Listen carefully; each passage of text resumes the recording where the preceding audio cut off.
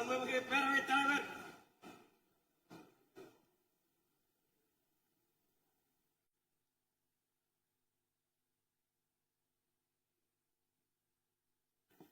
இன்சொலால் ஈத்து அளிக்க வல்லார்க்கு தன் சொலால் தான் கண்டனைத்து உலகு.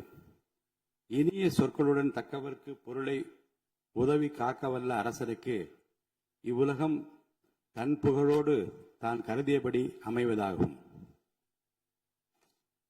இரங்கற் குறிப்புகள் அமரலாம்.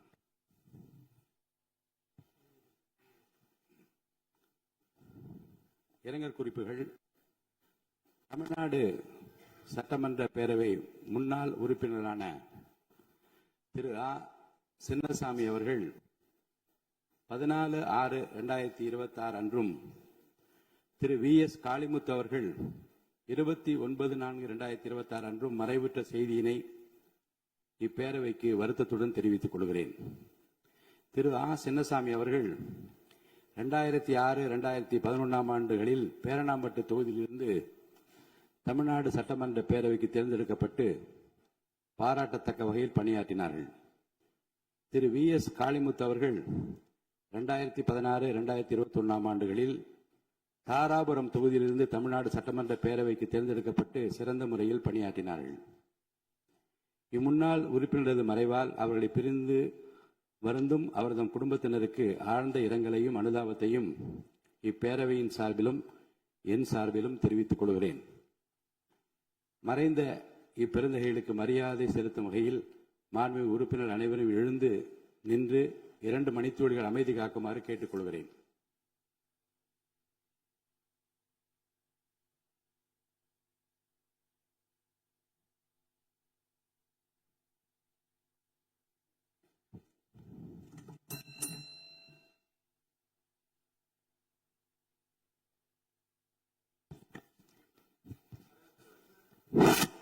ஆளுநர் பேரவைக்கு நன்றி தெரிவிக்கும் தீர்மானம். ஆளுநர் பேரவைக்கு நன்றி தெரிவிக்கும் தீர்மானத்தின் மீது கொடுக்கப்பட்ட திருத்தங்கள் இன்று முன்மொழியப்பட்டு வழிமொழியப்பட வேண்டும். திருத்தங்களை முன்மொழிகின்ற உறுப்பினர்களுக்கு என்னுடைய அன்பான வேண்டுகோள். திருத்தங்களை முன்மொழிகின்ற உறுப்பினர்கள் நான் கொடுத்துள்ள திருத்தங்களை முன்மொழிகின்றேன் என்று சொன்னால் மட்டும் போதுமானது. கொடுத்துள்ள திருத்தங்கள் அவை நடவடிக்கை குறிப்பில் பதிவு செய்து கொள்ளப்படும். அதற்கு பிறகு முன்மொழிகின்ற உறுப்பினர்களுக்கு அருகில் அமர்ந்துள்ள உறுப்பினர் நான் அதை வழிமொழிகின்றேன் என்று சொன்னால் மட்டும் போதும். இந்த முறையை பின்பற்றும்படி நான் கேட்டுக்கொள்கிறேன். திருத்தங்கள் கொடுத்துள்ள உறுப்பினர் பெயரை நான் வரிசையாக படிக்கின்றேன். மாண்பு உறுப்பினர் திரு இரா ஜெயராமகிருஷ்ணன் அவர்கள்.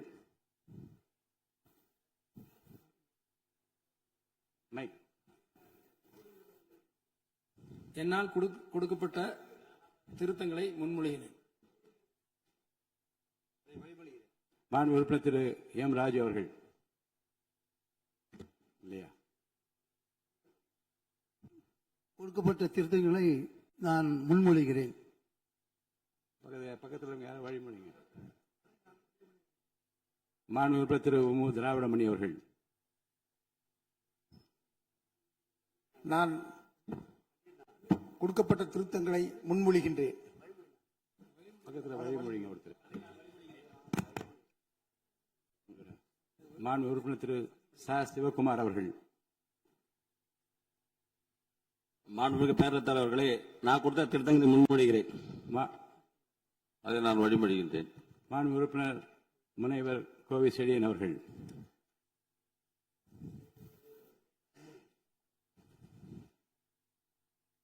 அதை நான் வழிமொழிகிறேன். மாண்பு உறுப்பினர் திரு பி. கே. சேகர் பாபு அவர்கள்.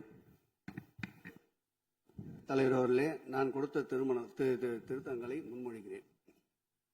நான் வழிமொழிகிறேன். மாண்பு உறுப்பினர் திரு சிவஸ் வி. மெய்யநாதன் அவர்கள். மாண்புமிகு பேரவைத் தலைவர் அவர்களே, நான் கொடுத்த திருத்தங்களை முன்மொழிகின்றேன். அதை நான் வழிமொழிகிறேன். மாண்பு உறுப்பினர் திரு க. வைத்திலிங்கம் அவர்கள். பேரவைத் தலைவர் அவர்களுக்கு வணக்கம். நான் கொடுத்த திருத்தங்களை முன்மொழிகின்றேன். மாண்பு உறுப்பினர் முனைவர் ஆ. கணேஷ்குமார் அவர்கள். நான் வழிமொழிகிறேன். மாண்புமிகு பேரவைத் தலைவர் அவர்களே, நான் கவர்னர் உரையின் மீது கொடுத்த திருத்தங்களை முன்மொழிகிறேன். அது நான் வழிமொழிகிறேன். மாண்பு உறுப்பினர் திரு காதர் பாஷா முத்துராமலிங்கம் அவர்கள். மாண்புமிகு பேரவைத் தலைவர் அவர்களே, நான் கொடுக்கப்பட்ட தீர்மானங்களை முன்மொழிகிறேன். மாண்புமிகு உறுப்பினர் திரு அதை நான் வழிமொழிகிறேன். மாண்புமிகு உறுப்பினர் திரு தங்கம் தென்னரசு அவர்கள். பேரவைத் தலைவர் அவர்களே, நான் கொடுத்திருக்கக்கூடிய திருத்தங்களை நான் முன்மொழிகிறேன். மாண்புமிகு பேரவைத் தலைவர் அவர்களே, உறுப்பினர் அவர்கள் முன்மொழிந்ததை நான் வழிமொழிகிறேன். மாண்புமிகு உறுப்பினர் திரு மு தமிமுன் அன்சாரி அவர்கள் அவர் இருக்கையில் இல்லை. மாண்புமிகு உறுப்பினர் திரு க கருணாநிதி அவர்கள். முன்மொழிகிறேன். நான் அதை வழிமொழிகிறேன். மாண்புமிகு உறுப்பினர் திரு கார்த்திகேயன் அவர்கள். அதை நான் முன்மொழிகிறேன். அதை நான் வழிமொழிகிறேன். மாண்புமிகு உறுப்பினர் திரு க அண்ணாதுரை அவர்கள். மாண்புமிகு பேரவைத் தலைவர் அவர்களே, திருத்தங்களை முன்மொழிகிறேன். நான் அதை வழிமொழிகிறேன். மாண்புமிகு உறுப்பினர் திரு த சாமிநாதன் அவர்கள். பேரவைத் தலைவர் அவர்களே, நான் கொடுத்த திருத்தங்களை முன்மொழிகிறேன். நான் அதை வழிமொழிகின்றேன். மாண்புமிகு உறுப்பினர் திரு சி வே கணேசன் அவர்கள். மாண்புமிகு பேரவைத் தலைவர் அவர்களே, நான் கொடுத்த திருத்தங்களை முன்மொழிகிறேன். அதை நான் வழிமொழிகின்றேன். மாண்புமிகு உறுப்பினர் திரு ஜி ஆர் வசந்தவேல் அவர்கள். அவர்களே, நான் கொடுத்த திருத்தங்களை முன்மொழிகின்றேன். அதை நான் வழிமொழிகிறேன். மாண்புமிகு உறுப்பினர் திரு அர சக்கரபாணி அவர்கள் இருக்கையில் இல்லை. மாண்புமிகு உறுப்பினர் திரு துரை சந்திரசேகரன் அவர்கள்.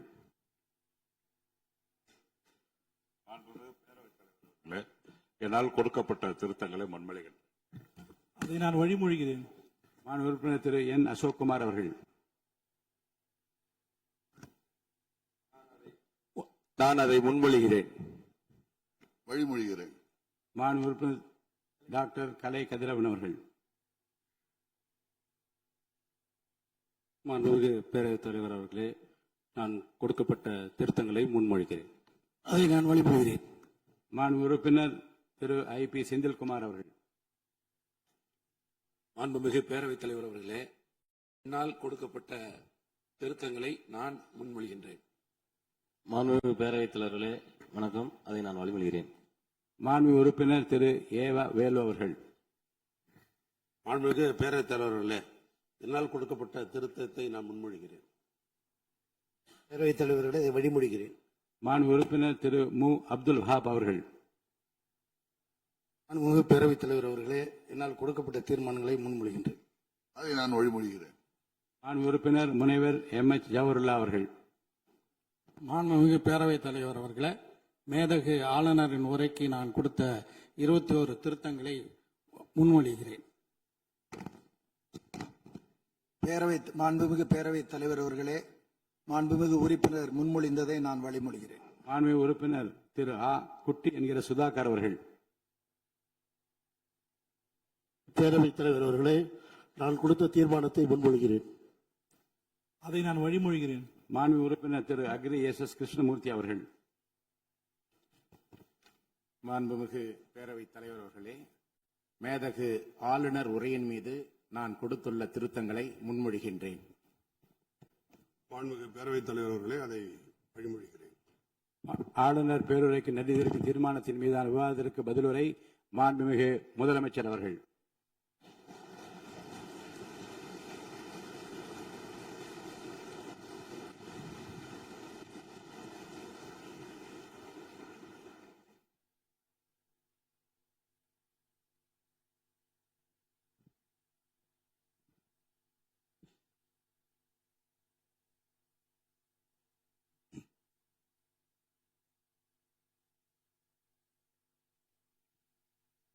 மாண்புமிகு பேரவைத் தலைவர் அவர்களே,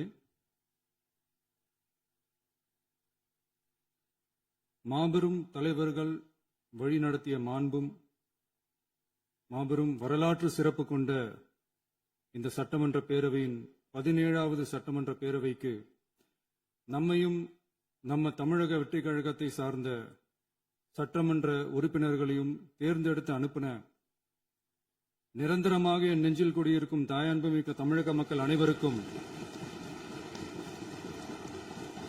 என்னுடைய மனப்பூர்வமான நன்றிகள்.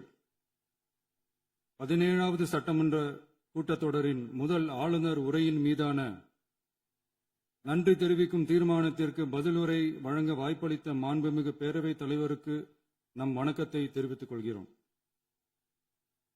மாண்புமிகு பேரவைத் தலைவர் அவர்களே, இந்த 17வது மாமன்றத்தில் அதிகப்படியான 12 கட்சிகளை சேர்ந்த பிரதிநிதிகள் தேர்ந்தெடுக்கப்பட்டிருக்கும்.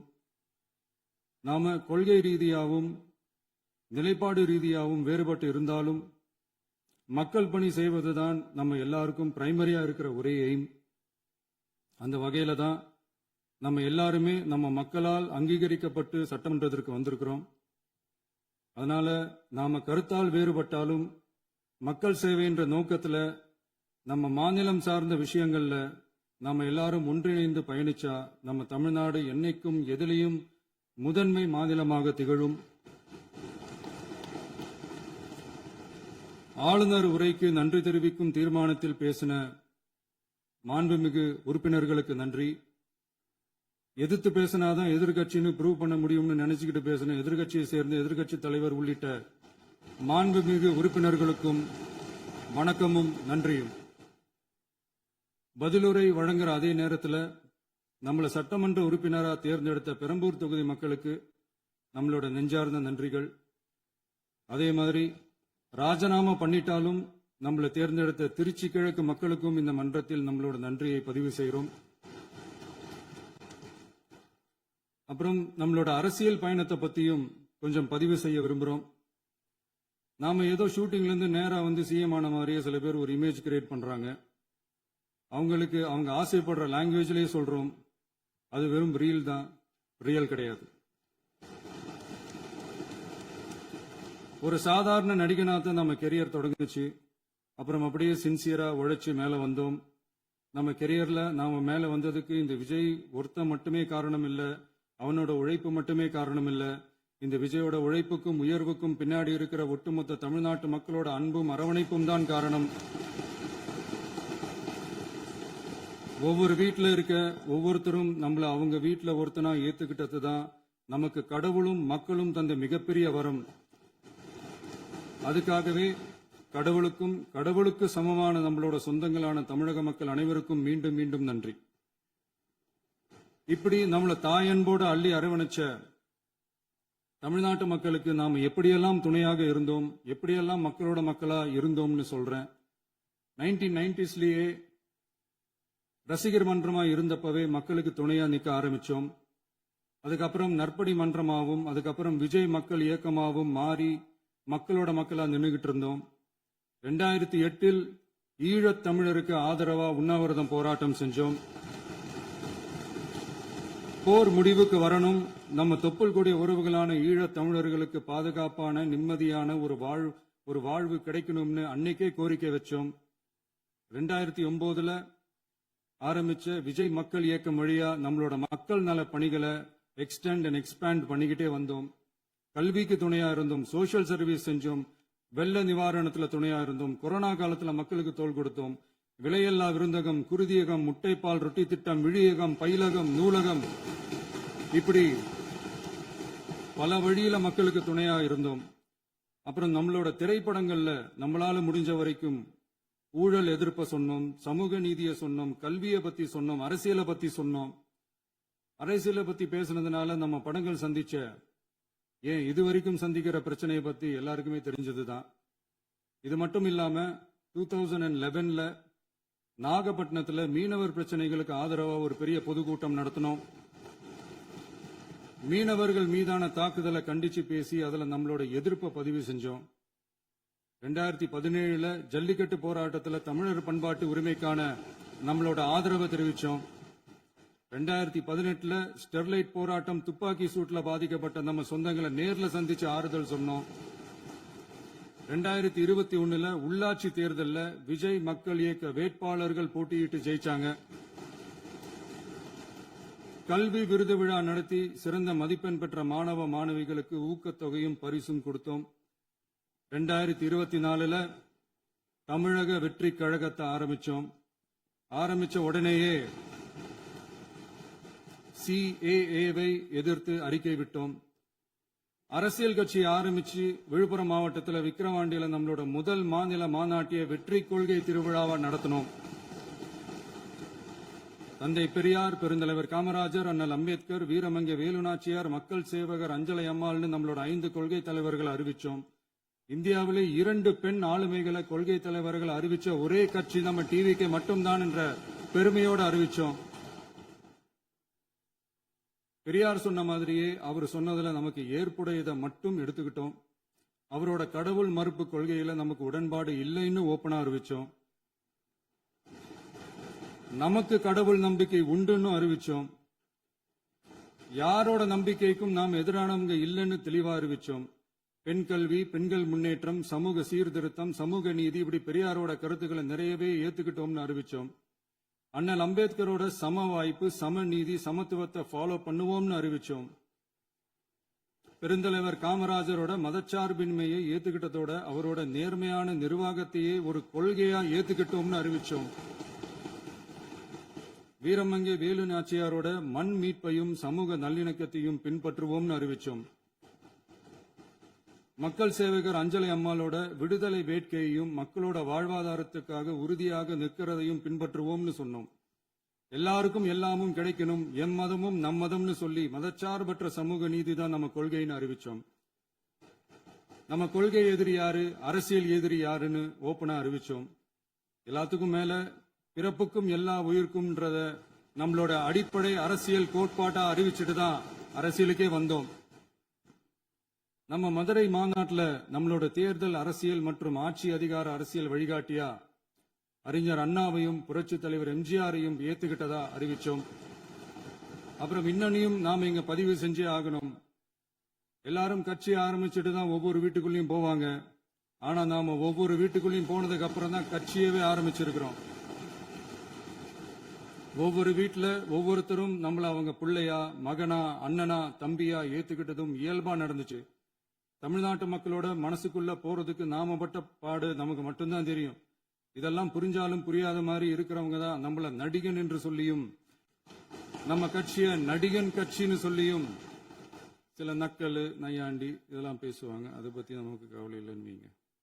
இப்படி நம்ம அரசியல் பயணம் ரொம்ப டிரான்ஸ்பரண்டா தான் ஆரம்பிச்சிருக்கு. இந்த 2026 தேர்தலில் கூட்டணியே இல்லாமல் தனியா நின்னோம். மக்கள் நம்மள தெளிவா புரிஞ்சுகிட்டதாலையும் நம்ம டிவிகே தோழர்களோட உழைப்பாலையும் நாம 35% வாக்குகளை வாங்கினோம். 1,72,00,000 வாக்குகளோட தமிழ்நாட்டிலேயே தனி பெரும் கட்சியா வந்தோம். தமிழக மக்களாலையும் நம்மளோட ஆதரவு இயக்கங்களாலையும் இதோ இன்னைக்கு இங்க நம்ம டிவிகே ஆளும் கட்சியா உட்கார்ந்திருக்கிறோம். இந்த ஆளும் கட்சியா ஆனதும் அவ்வளவு சாதாரணமாலாம் நடந்துடல. 2.25 வருஷத்துல ஆட்சிக்கு வந்துட்டீங்கன்னு ரொம்ப கிண்டலா கேலியா சிலர் பேசுறாங்க. எங்களோட இந்த 2.25 வருஷ டிராவல்ல எவ்வளவு வலியும் வேதனையும் இருக்குது. நம்மளோட மக்கள் சந்திப்புக்கே அவ்வளவு இடையூறு, அவ்வளவு தடைகள், ஊர் உலகத்துல யாருக்கும் இல்லாத ஒன்னா நமக்கு மட்டுமே தனியா ஸ்பெஷலா எக்ஸ்க்ளூசிவா நிறைய நிபந்தனைகள், நெருக்கடிகள், கட்டுப்பாடுகள், நம்மளை சந்திக்க வர்ற மக்களுக்கு சரியான பாதுகாப்பு இல்லாம, நம்ம கூட்ட நிகழ்ச்சிக்கு போதுமான பாதுகாப்பு இல்லாமன்னு இன்னும் வெளியே சொல்ல முடியாத நிறைய சூழ்ச்சிகள் எல்லாத்தையும் தாண்டி தான் நாம இந்த இடத்துக்கு வந்திருக்கிறோம். But still miles to go. நம்ம டிராவல்ல எல்லாத்துக்கும் முக்கியமா நம்மளோட சொந்தங்கள், நம்மளோட உறவுகள், 41 பேர் கரூர் சம்பவத்தில் இழந்த வேதனை எல்லாம் எப்படி சொல்றதுனே தெரியல. நம்ம மனசை விட்டு என்னைக்கும் அந்த வலியும் வேதனையும் நீங்கவே நீங்காது. அதுலயும் நம்ம மேலேயே பழி போட்ட கொடுமையெல்லாம் இருக்கும் பாருங்க, அதெல்லாம் வேற லெவலுங்க. என்னத்துக்கு அப்படியெல்லாம் செஞ்சாங்கன்னு தெரியல. அரசியல்னா இப்படியெல்லாம் கொடூரமா இருக்கணுமா என்ன? சரி விடுங்க. இந்த விஜய் இவனோட மக்களுக்காக எதையும் தாங்க தயாராகிட்டான். இவ்வளவு பெயின்ஃபுல்லான நம்ம பொலிட்டிக்கல் டிராவல்ல நம்மளோட மிகப்பெரிய ஆறுதலும் பலமும் என்ன தெரியுமா? என் நெஞ்சில் குடியிருக்கும் என்னோட தமிழ்நாட்டு மக்களும், என் உயிருக்கு உயிரான என்னோட தோழர்களும் தான். அவங்களோட பலத்தால தான். அன்னைக்கு 1967ல முன்னாள் முதல்வர் மாண்புமிகு அறிஞர் அண்ணா அவர்கள் தலைமையில் அமைஞ்ச சாமானியர்களோட ஆட்சி மாதிரி, 1977ல முன்னாள் முதல்வர் மாண்புமிகு புரட்சித் தலைவர் எம்ஜிஆர் அவர்கள் தலைமையில் அமைஞ்ச மிக சாமானியர்களோட ஆட்சி மாதிரி, இதோ இன்னைக்கு அதே வரிசையில 2026 சட்டமன்ற தேர்தலில் இந்த விஜயோட தோழர்கள் இடம்பெற்ற ஒரு மிக மிக சாமானியர்களின் ஆட்சி அமைஞ்சிருக்கு. வாகை சூடும் வரலாறு திரும்பி இருக்கிறது. இப்படி ஒரு தீர்ப்பை மக்கள் அளிச்சதுனாலதான் தமிழக வரலாற்றில் ஒரு மகத்தான கூட்டணி ஆட்சியை நாம் அமைச்சிருக்கிறோம். இளைஞர்களால என்ன செய்ய முடியும், பெண்களால என்ன செய்ய முடியும்னு கேட்டவங்களுக்கான பதில் தான் இன்னைக்கு அமைஞ்சிருக்கிற நம்ம ஆட்சி. ஒரே ஒரு குடும்பம் மட்டும் முக்கியம்னு சொல்றது நம்மளோட ஆட்சி அதிகார அரசியல் இல்ல. தமிழ்நாட்டில் இருக்கிற ஒவ்வொரு குடும்பமும் முக்கியம்னு சொல்றது தான் நம்ம அரசியல். நம்மளோட ஆட்சி அதிகாரம் அதான் நம்மளோட மனசாட்சி உள்ள மக்களாட்சி.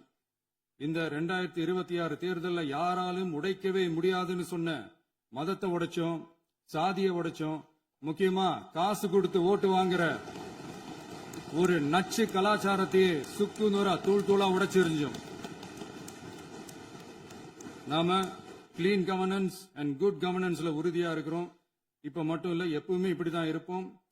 இதுல 100% இது உண்மைன்றதுனாலதான் பாரம்பரியமான தினத்தந்தி பத்திரிகை ஊழலின் ஊற்றுக்கண் அடைக்கப்படுகிறதுன்னு 16/6/2026 அன்னைக்கு ஒரு தலையங்கமே எழுதியிருக்கு. ஒரு தவறு செய்தால், அது தெரிந்து செய்தால் அவன் தேவன் என்றாலும் விடமாட்டேன் என்று எம்ஜிஆர் அன்று பாடினார். அதை இன்று விஜய் செயலில் காட்டுகிறார்னு அந்த எடிட்டோரியல்ல எழுதியிருக்கு. இந்த நேரத்தில் தினத்தந்திக்கு நம்மளோட நன்றியை தெரிவிச்சுக்கிறோம். அரசியலுக்கு வந்து 2 வருஷம் தான் ஆகுது. உங்களுக்கு என்ன தெரியும், உங்களால என்ன முடியும்னு கேலியா கேட்டவங்களுக்கு தினத்தந்தியோட பதிலை இப்போதைக்கு போதும்னு நினைக்கிறேன். என்னென்னமோ செய்வான்னு சொல்றானே இந்த விஜய், பல வருஷமா இருக்கிற ஒரு பதவி வெறி பிடிச்ச அரசியலை உடைச்சு எப்படி செய்வான்னு நம்ம மக்களை யோசிச்சிருவாங்க. இதோ இப்போ நம்ம மக்களுக்கு புரிஞ்சிருக்கும். இப்பவும் சொல்றோம், இது வெறும் ஆரம்பம் தாங்க. இந்த மாபெரும் சபையிலிருந்து கேட்கிற மக்களே, நமக்கு கொஞ்சம் அவகாசம் கொடுங்க.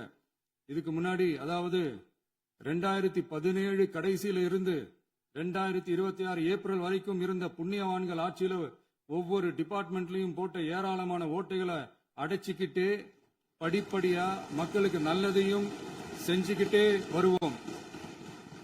அதனாலதான் நமக்கு எதிரா யார் யாரோ சேரவே மாட்டாங்கன்னு நினைச்சவங்க எல்லாம் ஒன்னா சேர்றாங்க. நம்ம ஆட்சிக்கு டேட்டு குறிக்கிறாங்க.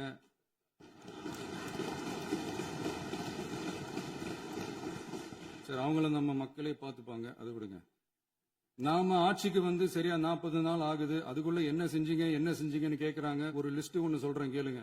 பெண்கள் பாதுகாப்புக்காக சிங்கப்பெண் சிறப்பு படை, 200 யூனிட் வரை கட்டணமில்லா மின்சாரம், போதைப் பொருள் ஒழிப்புக்காக தனிப்படை, குறுவை நெல் சாகுபடியை ஊக்குவிப்பதற்காக 134.83 கோடி சிறப்பு தொகுப்பு திட்டம், வழிபாட்டு தலம், ஸ்கூல், பஸ் ஸ்டாண்டுன்னு அதுக்கு பக்கத்துல இருக்கிற 717 மதுபான கடைகள் மூடப்பட்டன. அங்க வேலையில் இருந்தவர்களுக்கு வேறு கடைகளில் வேலை, கவனிக்கப்படாமல் விடப்பட்ட அம்மா உணவகங்கள் புதுப்பிக்கப்பட்டன. பத்திரப்பதிவு துறையில் பகல் கொள்ளைக்கு புல் ஸ்டாப் வைக்கப்பட்டுள்ளது. வருகையில்லா ஆவண பதிவு முறை கொண்டுவர உத்தேசிக்கப்பட்டு செயல்பாட்டில் உள்ளது. அரசு மற்றும் தனியார் மருத்துவமனையில் ஸ்கேன் மையங்களில் கருவுறுவதற்கு முன் மற்றும் பின் ஏற்படும் தவறுகளை கண்காணிக்கவும், மருத்துவ நிறுவனம் முறைப்படுத்தும் சட்ட விதிகள் பின்பற்றப்படுகிறதா என கண்காணிக்கவும், மருத்துவ மற்றும் ஊரக பணிகள் இயக்கத்தின் பயன்பாட்டிற்காக 40 புதிய வாகனங்கள் வழங்கப்பட்டுள்ளது. கூட்டுறவு வங்கியின் ஏழை எளிய மக்கள் வாங்கிய கடனுக்கு முதல் முத்தாய்ப்பாக ரூபாய் 2045 கோடி தள்ளுபடி வழங்கி ஆணையிடப்பட்டுள்ளது. ஒன்றிய அரசிடம்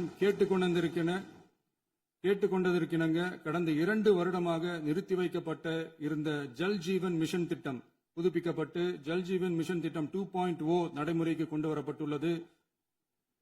18,500 கோடி அளவில் உறுதியளிக்கப்பட்ட காஞ்சிபுரம் மாவட்டத்தில் மைய விரிவாக்க திட்டம், கோயம்புத்தூரில் மின்னணு பொருட்கள் மற்றும் மின்னணு அமைப்புகள் உற்பத்தி திட்டம் மற்றும் திருவள்ளூர் மாவட்டத்தில் காட்டுப்பள்ளி LNT கப்பல் கட்டும் தளம் விரிவாக்க திட்டத்திற்கு ஒப்பந்தங்கள் போடப்பட்டுள்ளன. அனைத்து நிர்வாக நடவடிக்கைகளும் மின்னணு முறையில் மாற்றம் கொண்டுவர நடவடிக்கை எடுக்கப்பட்டு வருகிறது. சட்டவிரோத கல்குவாரி மற்றும் அனுமதியின்றி கனிமங்களை எடுத்துச் செல்வது தடுக்கப்பட்டுள்ளது. பல்வேறு குவாரிகள் சீல் வைக்கப்பட்டுள்ளன. கனிமங்களை கண்காணிப்பது, எல்லைகளை நிர்ணயிப்பது மற்றும் ஆளில்லா விமானம் மூலம் அளவீடு செய்வது போன்றவற்றை செயல்படுத்துவதற்கான பணிகள் மேற்கொள்ளப்பட்டு வருகின்றன. அனைத்து துறைகளிலும் அலுவலர் தலையீடு இல்லாமல் லஞ்ச லாவண்யமற்ற தமிழகத்தை உருவாக்க அனைத்து நடவடிக்கைகளும் முடுக்கிவிடப்பட்டுள்ளது. இதெல்லாம் சாம்பிள் தான், இன்னும் இருக்கு. இந்த வெறும் 40 நாளுக்குள்ளேயே இவ்வளவு செஞ்சிருக்கோம்னா இனி வர்ற நாட்கள்ல கொஞ்சம் கொஞ்சமா படிப்படியா ஸ்டெடியா உழைச்சி லஞ்சலாவணம் இல்லாத ஊழல் இல்லாத பெண்களுக்கு பாதுகாப்பான சுதந்திரமான டிரான்ஸ்பரண்டான தமிழ்நாட்டை நம்ம சொந்தங்களான தமிழக மக்களுக்கு தர்றது தான் நம்மளோட ஒன் அண்ட் ஒன்லி டார்கெட். கண்டிப்பா அதை நிறைவேற்றியே காட்டுவோம். 8 கோடி மக்கள் நம்மளோட இருக்கிறப்போ ஏங்க இதை செய்ய முடியாது? மாண்புமிகு பேரவைத் தலைவர் அவர்களே, தமிழ்நாட்டின் கருவூலம் எப்படி திசை மாறி உருமாறி தேய்ந்து ஓய்ந்து கிடக்கிறதுன்னு சொன்னாங்க. திசை மாறி உருமாறி தேய்ந்து ஓய்ந்துன்னு வசனம் மாதிரி ரைமிங்கா இல்லாம வளமான இலக்கியமா இதே சபையில பேசினவங்களோட திறமையான ஆட்சியில நடந்த நிதி மேலாண்மையை பத்தி வெள்ளை அறிக்கையா வெளியிட்டோம். வெள்ளை அறிக்கை வந்ததிலிருந்தே கண்ணை கட்டுதுங்க. அந்த காலத்துலதான் பிள்ளையோ பிள்ளை தொல்லையோ தொல்லைன்னு சொன்னாங்க. அதே மாதிரி தாங்க அவங்க ஆட்சியாலையும் அவங்களாலையும் இன்னைக்கு தமிழ்நாட்டுக்கே தொல்லையோ தொல்லை. இப்படி ஒரு நிலைமையை உண்டாக்கி வச்சுட்டு இவங்க சொல்றாங்க நமக்கு ஆட்சி செய்ய தெரியாதுன்னு. நம்ம அமைச்சர்களுக்கும் நம்ம சட்டமன்ற உறுப்பினர்களுக்கும் ஒன்னும் தெரியாதுன்னு. ஆமாங்க, எங்களுக்கு தெரியாதுதான். எங்க சட்டமன்ற உறுப்பினர்களுக்கும் அமைச்சர்களுக்கும் மக்கள் பணி செய்ய தெரிஞ்ச அளவுக்கு மக்கள் பணத்தை சுருட்ட தெரியாதுதான்.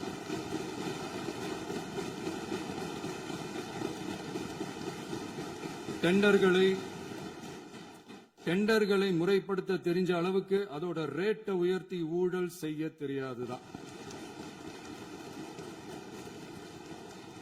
பதவி உயர்வு வழங்கவும் பணி இடமாற்றம் கலந்தாய்வு நடத்தவும் தெரியுமே தவிர பதவி உயர்வுக்கும் பணியிட மாற்றத்திற்கும் பணம் பறிக்க தெரியாதுதான். புதிய பணியிடங்கள் உருவாக்க தெரியுமே தவிர அந்த பணியிடங்களை பணத்துக்கு விற்க தெரியாதுதான். கோயில்கள்ல நடக்கிற நிர்வாக சீர்கேட்டை தடுக்க நீங்க பேசுங்க, நீங்க கண்டிப்பா பண்ணுங்க. கோயில்கள்ல நடக்கிற நிர்வாக சீர்கேட்டை தடுக்க தெரியுமே தவிர கோயில் பணத்தை கொள்ளையடிக்க தெரியாதுதான். தங்கத்தை உருக்கி தாரை வார்க்க தெரியாதுதான். கனிம வளத்தை பாதுகாக்க தெரிஞ்ச அளவுக்கு கனிமத்தை வித்து கொள்ளையடிக்க தெரியாதுதான். அரசு வருமானத்தை அரசு கஜானாவுக்கு மாத்த தெரிஞ்ச அளவுக்கு அந்த பணத்தை தனிப்பட்ட கஜானாவுக்கு மடை மாத்த தெரியாதுதான். போதை கலாச்சாரத்தை தடுக்க தெரிஞ்சவங்களுக்கு போதை கலாச்சாரத்தை வளர்க்க தெரியாதுதான். நம்ம குடும்பத்தில் இருக்கிற பாட்டி அம்மா அக்கா தங்கச்சி குழந்தைகளை பெண்களை மதிக்க தெரிஞ்சவங்களுக்கு ஓசி பஸ் 1000 ரூபாய் கேஸ் இப்படிலாம் பேச தெரியாதுதான். எங்க உறுப்பினர்களுக்கும் அமைச்சர்களுக்கும் மக்கள் சேவை தெரிந்த அளவிற்கு சுயநல தேவையை செஞ்சிக்க தெரியாதுதான். அதனாலதான் சொல்றோம், எங்களை பார்த்து எதுவும் தெரியாதுன்னு சொல்றவங்களுக்கு சொல்றோம், இதெல்லாம் எங்களுக்கு தெரியாதுதான். உங்களை மாதிரி முறைகேடுகளை செய்யறத நாங்க தெரிஞ்சுக்கவும் போறதில்ல, தெரிஞ்சுக்கவும் ஆசைப்படல. அத கடைசி வரைக்கும் எங்களுக்கு தெரியாமலே இருந்துட்டு போகட்டும். அதனால நாங்களும் எங்க மக்களும் வெரி வெரி ஹாப்பி தான். மாண்புமிகு பேரவைத் தலைவர் அவர்களே, எதிர்ப்பவர்கள் எதிர்க்கட்சி என்பதற்காக எங்கள் ஆட்சி மீது 1000 பழி போடலாம். ஆனாலும் தமிழக மக்களுக்கு உண்மையை உணர்த்த வேண்டியது நம்மளோட கடமை. மின்வெட்டை பொறுத்தவரை தமிழ்நாடு மின்மிகை மாநிலமாக இருந்தாலும் கடந்த காலங்களில் ஏற்பட்ட நிர்வாக குளறுபடிகளும் மின்சார சாதனங்கள் மற்றும் மின் மாற்றிகளில் ஏற்படும் பழுதாலும் வேண்டுமென்றே சிலரின் நடவடிக்கைகளாலும் இந்த மின்வெட்டிற்கு காரணமாக உள்ளது. மின் விநியோக மீட்பு நடவடிக்கைகளை ஒருங்கிணைப்பதற்காக எதிர்பாராமல் இரவு நேரங்களில் ஏற்படும் மின் தடங்களை விரைந்து சரி செய்வதில் 10 உயர்மட்ட கண்காணிப்பு குழுக்கள் மற்றும் 125 சிறப்பு மின் தடை நீக்க ரோந்து வாகனங்கள் வழங்கப்பட்டு 24 மணி நேரமும் கண்காணிக்கப்படுகிறது. கூடுதலாக தற்போது 77 புதிய மின் தடை நீக்க மையங்களும் உருவாக்கப்பட்டுள்ளன. விரைவில் இந்த மின்வெட்டு நிலைமை அறவே நீக்கப்படும். மாண்புமிகு பேரவைத் தலைவர் அவர்களே, நம்ம விவசாயிகள் எல்லாரும் நம்மள நல்லா புரிஞ்சுக்கிட்டு தமிழக வெற்றி கழகத்தை ஏத்துக்கிட்டாலும் எதிர்க்கட்சிகளோட தூண்டுதலால சில இடங்கள்ல சில போராட்டங்கள் நடக்குது. எதிர்க்கட்சிகள் என்னதான் சித்து வேலை செஞ்சாலும் விவசாய பெருமக்கள் எல்லாரும் நம்ம ஆட்சி அவங்களுக்கான ஆட்சி தான் நல்லா புரிஞ்சுதான் வச்சிருக்கிறாங்க. இந்த வருஷம் எல்னினோ விளைவா எப்பவும் இருக்கிறத விட இந்த டைம் மழை குறையுங்கிறதையும் நம்ம விவசாயிகள் உணர்ந்துதான் இருப்பாங்க. இருந்தாலும் நம்ம அரசு நம்ம விவசாயிகளோட வாழ்வாதாரத்துக்காக பக்கபலமாகவும் உறுதியாகவும் துணை நிற்கும்ங்கிறத தெரிவிச்சுக்கிறோம். நம்ம தமிழகத்தில் ஏற்கனவே நடந்த அதி அற்புதமான சூப்பரான நிர்வாக திறன் கொண்ட 50 வருஷ அரசியல் அனுபவம் கொண்ட 2.0, 3.0, 4.0 பல 0.0 மாடல் ஆட்சி நடத்த கனவு கண்டவங்களோட அட்டகாசமான ஆட்சிக்காரங்க பல்வேறு விதமான நிதி நெருக்கடியை நம்ம மக்களுக்கும் நமக்கும் பரிசா கொடுத்துட்டு போய் இருந்தாலும் கூட்டுறவு வங்கிகளின் மூலம் 75,000 வரை பயிர்கடன் பெற்று குறு சிறு இதர பெரு விவசாயிகளுக்கு 100% முழுமையான பயிர்கடன் தள்ளுபடியும் 75,000ற்கு மேல் கடன் பெற்றவர்களுக்கு குறைந்தபட்சமாக 35,000 பண பயன் கிடைக்கும் அளவிற்கு மொத்தம் 14,43,504 விவசாயிகளுக்கு ரூபாய் 5,932.23 கோடி பயிர்கடன் தள்ளுபடி வழங்கப்பட்டுள்ளது. மாண்புமிகு பேரவைத் தலைவர் அவர்களே, நாம ஒன்றியத்தில் கூட்டுறவு கூட்டாட்சி, மாநிலத்தில் சுயாட்சி என்ற கொள்கையை கொண்டவங்க தான் ஏற்கனவே அறிவிச்சிருக்கிறோம். தற்போதைய ஒன்றிய அரசு சார்ந்த கட்சியுடன் அரசியலில் கொள்கை அளவில் நேர் எதிராக நிக்கிறவங்க தான் நாம. அதே சமயத்தில் எதுக்கெடுத்தாலும் கண்ணை மூடிக்கிட்டு ஒன்றிய அரசோட மோதல் போக்கை விரும்புறவங்க நாம இல்ல. நமக்கு எப்பவுமே தமிழகத்தின் வளர்ச்சி மட்டும்தான் முக்கியம். அதுக்காக நம்மளோட அரசியல் ரீதியான கொள்கைகளையோ மாநில உரிமைகளையோ கொஞ்சம் கூட விட்டு கொடுக்கவே மாட்டோம். அதுல ரொம்ப தெளிவாகவும் உறுதியாகவும் இருக்கிறோம். இனியும் இப்படித்தான் இருப்போம். அதுல ஒருபோதும் மாற்றமே இருக்காது. அதனால இதுல யாரு திசை திருப்ப வேலையில் ஈடுபட்டாலும் அவங்க எல்லாரும் மக்கள் மத்தியில் தோற்பது உறுதி. எனவே நம்ம மக்களுக்கோ சிறுபான்மை சகோதரர்களுக்கோ நம்ம ஆதரவு இயக்கங்களுக்கோ எந்தவித சந்தேகமும் வேண்டாம். நாம் யாரோட டீமும் இல்ல. நாம எப்பவுமே பியூரான பீப்புள்ஸ் டீம். இன்னும் சொல்ல போனா நாம secular team, social justice team. மாண்புமிகு பேரவைத் தலைவர் அவர்களே, அரசு விழாக்கள், கல்வி நிறுவனங்கள் மற்றும் பல அதிகாரப்பூர்வ நிகழ்ச்சிகளோட தொடக்கத்துல நம்ம தமிழ்தாய் வாழ்த்த பாடுறதுதான் வழக்கமா இருக்கு. தமிழ்தாய் வாழ்த்த பொறுத்த வரைக்கும் நம் அரசு இதுல நம்மளோட உறுதியான நிலைப்பாட்டை ஒன்றிய அரசுக்கு மிக தெளிவா தெரிவிச்சிருக்கு. அது இல்லாம இதில் மாநில அரசின் கொள்கைக்கு ஏற்ப ஒன்றிய அரசின் அறிவிக்கையில் திருத்தம் மேற்கொள்ள கோரிக்கையும் விடுக்கப்பட்டுள்ளது. நீட் தேர்வை பொறுத்தவரை கிராமப்புற மற்றும் பொருளாதார ரீதியாக பின்தங்கிய மாணவர்களுக்கு சமமான வாய்ப்பை வழங்குவதில்லை. மருத்துவ கல்வியில் சமூக நீதி மற்றும் சம வாய்ப்பை நீட் பாதிக்கிறது என்பதை உணர்கிறோம். எனவே மருத்துவ படிப்புகளுக்கான சேர்க்கையை 12ஆம் வகுப்பு மதிப்பெண்களின் அடிப்படையில் நடத்த வேண்டும் என்று நமது அரசு வலியுறுத்தி வருகிறது. மத்திய அரசிடம் நீட்டிலிருந்து தமிழ்நாட்டிற்கு விலக்கு வழங்க வேண்டும் என்று கோரிக்கை விடுத்துள்ளது. மாண்புமிகு பேரவைத் தலைவர் அவர்களே, பேரறிஞர் அண்ணா அவர்கள் தலைமையிலான அரசு 1968 இருமொழி கொள்கையை நடைமுறைப்படுத்தியது. தமிழ் ஆட்சி மொழி, தமிழ் மொழியை பாதுகாப்பது, மாணவர்களுக்கு ஆங்கிலத்தின் மூலம் உலக அளவிலான வாய்ப்புகளை வழங்குவது, எந்த ஒரு மொழியையும் கட்டாயமாக திணிப்பதை தவிர்ப்பது மற்றும் எதிர்ப்பது, நிலத்தின் மொழி மற்றும் பண்பாட்டு அடையாளத்தை பேணுவது என்பதை நம் தமிழக வெற்றிக் கழக ஆட்சி ஏற்றுக்கொண்டுள்ளது. எனவே தமிழ்நாட்டில் தமிழ் ஆட்சி மொழி மற்றும் இருமொழி கொள்கை என்பதில் நமக்கு மாற்று கருத்தே இல்லை.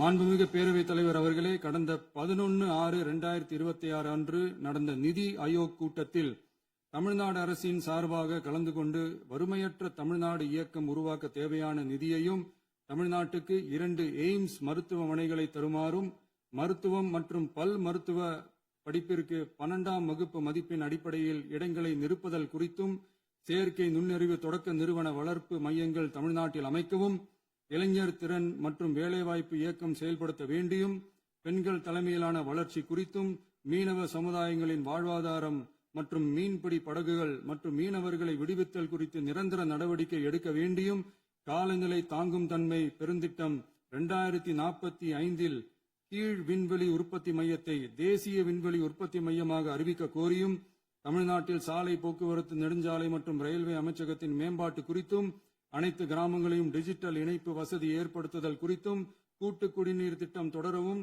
அரசின் விழாக்களில் தமிழ்தாய் வாழ்த்துக்கான முதலிடத்திற்கான கோரிக்கையும், மேகதாது அணை கட்டுமான நிறுத்தத்தை உறுதிப்படுத்தவும், மாநிலத்தின் மீது மும்மொழி கொள்கையை வற்புறுத்தாமல் புதிய கல்விக் கொள்கையை திணிக்காமல் தமிழகத்திற்கான கல்வித் தொகை ரூபாய் 3,284 கோடியை விடுவிக்க கோரியும், ஆண்டுதோறும் 5 லட்சம் இளைஞர்களுக்கு உதவித் தொகையுடன் கூடிய பணியினை தொழில்நுட்ப பயிற்சி வழங்க ஒத்துழைப்பு வழங்குமாறும், ஒகேனக்கல் 3ஆம் கட்ட கூட்டு குடிநீர் திட்டத்திற்கான நிதி ரூபாய் 2283.40 விடுவிக்கவும், வேலை வாய்ப்பு மற்றும் வாழ்வாதாரத்துக்கான உத்தரவாத திட்டத்தின் கீழ் வேலை வாய்ப்புகளை உருவாக்க உடனடி நடவடிக்கை மேற்கொள்ள வேண்டியும் மற்றும் திருக்குறளை தேசிய இலக்கியமாக அறிவிக்குமாறும் தமிழ்நாடு சார்பில் பேசியுள்ளோம் என்பதை தெரிவித்துக் கொள்கிறோம்.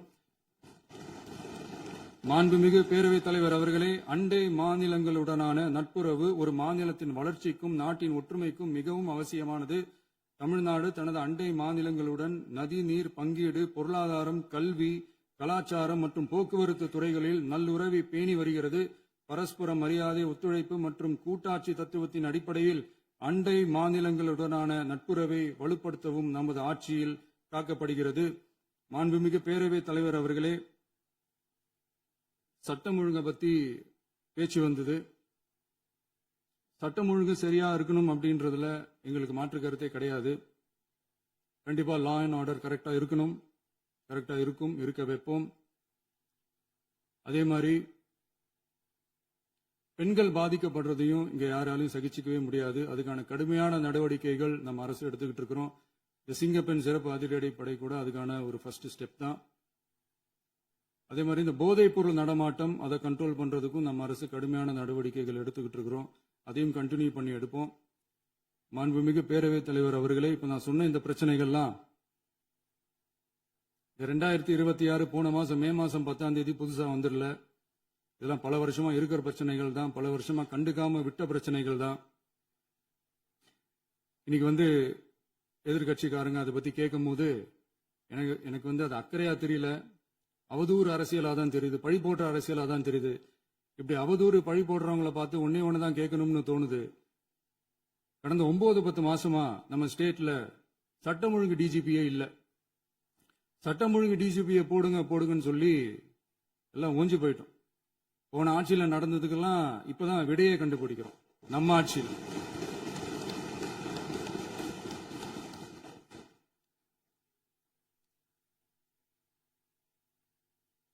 இந்த போதைப் பொருள் நடமாட்டம் எல்லாம் தாறுமாறா அப்படியே பரவி கொட்டி கிடக்குது.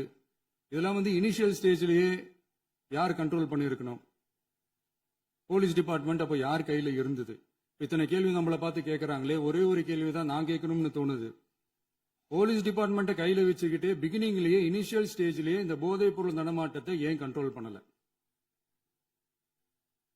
மனசாட்சி உள்ளவங்க இந்த பிரச்சனையெல்லாம் ஏன் நடக்குதுன்றது அவங்களுக்கே நல்லா தெரியும். இன்னைக்கு சட்டம் ஒழுங்கை பத்தி கேள்வி கேட்க கூடாதா அப்படின்னா தாராளமா கேட்கலாம். இது ஜனநாயக அரசு, மன்னராட்சி எல்லாம் கிடையாது, மனசாட்சி உள்ள மக்களாட்சி. அதனால கேள்வி கேட்கலாம், எல்லாருக்கும் எல்லா உரிமையும் உண்டு. விமர்சனம் செய்யலாம், எல்லாருக்கும் எல்லா உரிமையும் உண்டு. ஆனா நம்ம ஆட்சியில் என்ன நடவடிக்கைகள் எடுத்திருக்கோன்றது தெரிஞ்சுக்கிட்டு அதுக்கு ஏற்ற மாதிரி ஒரு நடுநிலையா பேசுனீங்கன்னா கொஞ்சம் நல்லா இருக்கும். சட்டம் ஒழுங்கை பத்தி யாருக்கு என்ன யோசனை இருந்தாலும், மக்கள் நலனுக்காக யாருக்கு என்ன யோசனை இருந்தாலும் அதை தாராளமாக சொல்லலாம். நம்ம அரசு அது காது கொடுத்து கேட்கும். ஆனா நம்ம அரசினுடைய நிர்வாகத்திறன் அதை பத்தி பேசுறவங்களுக்கு இந்த ஊரடிச்சு உலையில போட்டு ஊழல் மேல ஊழலா செஞ்சுக்கிட்டு அதுல இருந்து தப்பிக்கிறதுக்கு பேர் தான் நிர்வாகத்திறன் அப்படின்னு சொன்னா, அப்படிப்பட்ட ஒரு ஊழல் செய்யற நிர்வாகத்திறனை நம்ம அரசு ஒரு நாளும் செய்யாது. பொட்டி பெட்டியா பணத்தை வச்சுக்கிட்டு, பெட்டியை வச்சு எல்லாம் செஞ்சுக்கிட்டு, போதைப் பொருள் பாதுகாவல் கழக மாடல் அரசாங்கம் செஞ்ச ஒவ்வொரு ஊழலா வெளியில வந்துகிட்டு இருக்கு. டாஸ்மாக்ல அது என்னப்பா அது பேரு, பார்ட்டி ஃபண்ட், கட்சி நிதி அப்படின்ற பேர்ல அடிச்ச கொள்ளையெல்லாம் ஒண்ணா இப்போ கவர்மெண்டோட கஜானாவுக்குள்ள கொண்டு சேர்த்துக்கிட்டே இருக்கிறோம்.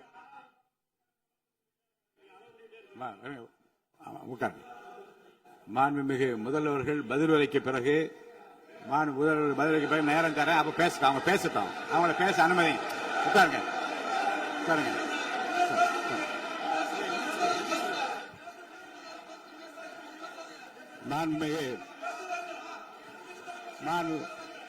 அலோவ் பண்றேன். உட்காருங்க. மாண்பு உறுப்பினர்கள், நீங்க இங்க உட்காருங்க. அமைதியா உட்காரு. நீங்க எல்லாம் உட்காருங்க.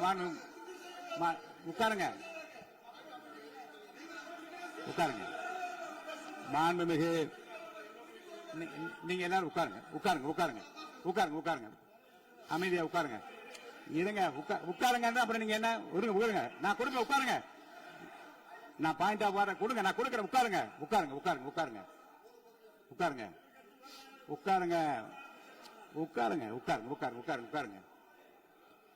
மாண்புமிகு முதல்வர் அவர்கள் கோர்வையாக நிதானமாக சொல்லிக்கொண்டே இருக்கிறார். நீங்க குறிப்பெடுத்து வைத்துக் கொள்ளுங்கள். பேசி முடித்தவுடன் நான் உங்களுக்கு அவகாசம் தருகிறேன். நீங்க ஒண்ணு சொல்லுங்க, என்ன என்று நீங்க சொல்லுங்க. உங்க சொல்லுகிற வாய்ப்பை நான் உங்களுக்கு தருகிறேன். இப்போது மாண்புமிகு முதலமைச்சர் உங்கள் உரையை தொடரலாம்.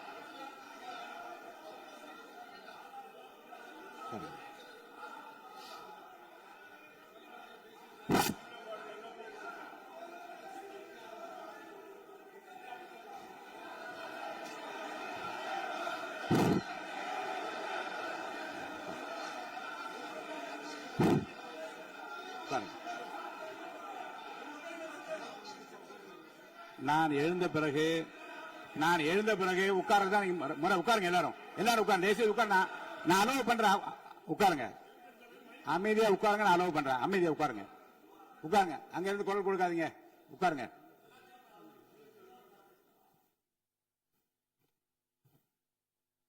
இனிமையான இந்த விவாதத்தில் இதுவரை குறுக்கீடுகள் இல்லாமல்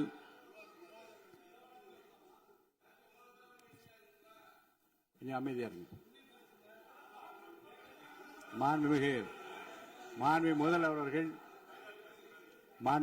அவர்கள் பேசி முடித்தவுடன் பாயிண்ட் ஆஃப் ஆர்டர் கேட்டிருக்கேன். நான் அனுமதிக்கிறேன்.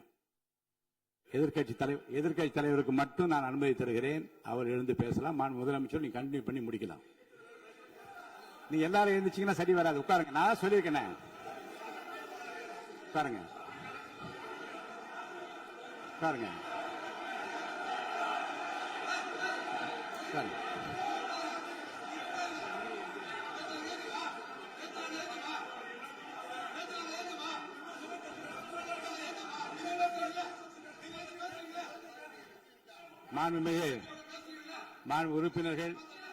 உறுப்பினர் அமைதி காக்க வேண்டும். நேற்று எதிர்க்கட்சி தலைவர் பேசுகிற போதும் அவர் பேசுகிற எல்லாவற்றுக்கும் நான் அனுமதி அளித்தேன். அதுல பாயிண்ட் ஆஃப் கேளுங்க. அந்த விவாதத்தில் கேளுங்க. இப்போதும் மாண்புமிகு முதலமைச்சர் அவர்கள் பேசி முடித்த பிறகு நான் உங்களுக்கு அதுக்குரிய அவகாசத்தை தருகிறேன். நீங்க கேள்வி கேளுங்க. கேட்கிற உரிமையும் விளக்கத்தை பெற்றுக்கொள்ள உரிமை உங்களுக்கு இருக்கிறது. அதற்கு அவகாசம் நான் தருகிறேன்.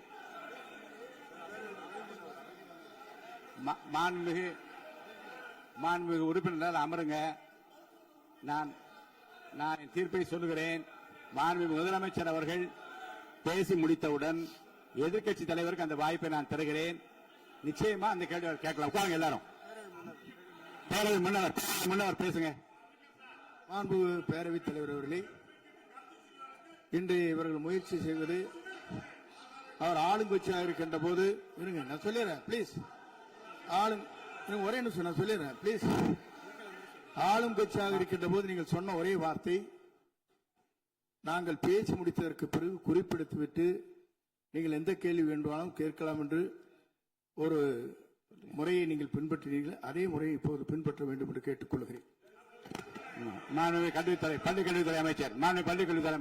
மாண்புமிகு பேரவைத் தலைவர் அவர்களே, நேற்றைய தினம் கூட எதிர்க்கட்சி தலைவர் சொன்னதை முழுமையாக கேட்டு இறுதியில் ஒரு வாய்ப்பு தந்தீங்க. அதுவும் இல்லாம இந்த நேரத்தில் நேரலையில் நீங்களும் பாக்குறீங்க.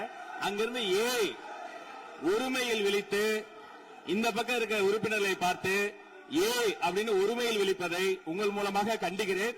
அந்த வார்த்தையை அவை குறிப்பிலிருந்து நீக்கணும்.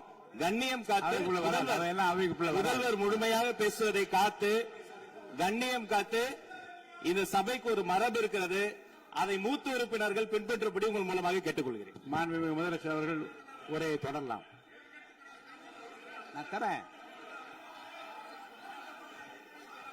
நான் உறுதியாக மாண்புமிகு முதலமைச்சர் அவர்கள் பேசி முடித்தவுடன் எதிர்க்கட்சி தலைவருக்கு அந்த வாய்ப்பு தரப்படும் என்பதை உறுதியாக சொல்லிவிட்டேன்.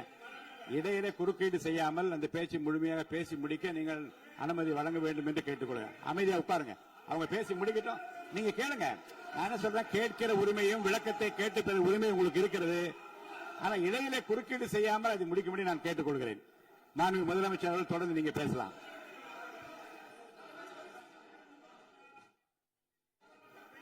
எதிர்க்கட்சி தலைவர் அவர்கள் உங்கள் கட்சியினுடைய உறுப்பினரை அமைதிப்படுத்த வேண்டும் என்று நான் கேட்டுக்கொள்கிறேன். உங்களுக்கு வாய்ப்பு தரவில்லை என்றால் அவர் ஏன் நிற்பதில் நியாயம் இருக்கிறது. வாய்ப்பு தரப்போகிறேன். நான் முதலமைச்சர் அவர்கள் பேசி முடித்தவுடன் உங்களுக்கு வாய்ப்பு தரப்படும். அது வரைக்கும் உங்களுடைய உறுப்பினரை அமைதி காக்க நீங்கள் தான் பார்த்துக் கொள்ள வேண்டும். மாண்புமிகு அவை முன்னவர். மாண்புமிகு பேரவைத் தலைவர் அவர்களே, அவர் அப்போது சொன்னது வேறு, இப்போது நடந்து கொள்கிற முறைகள் வேறாக இருக்கிறது.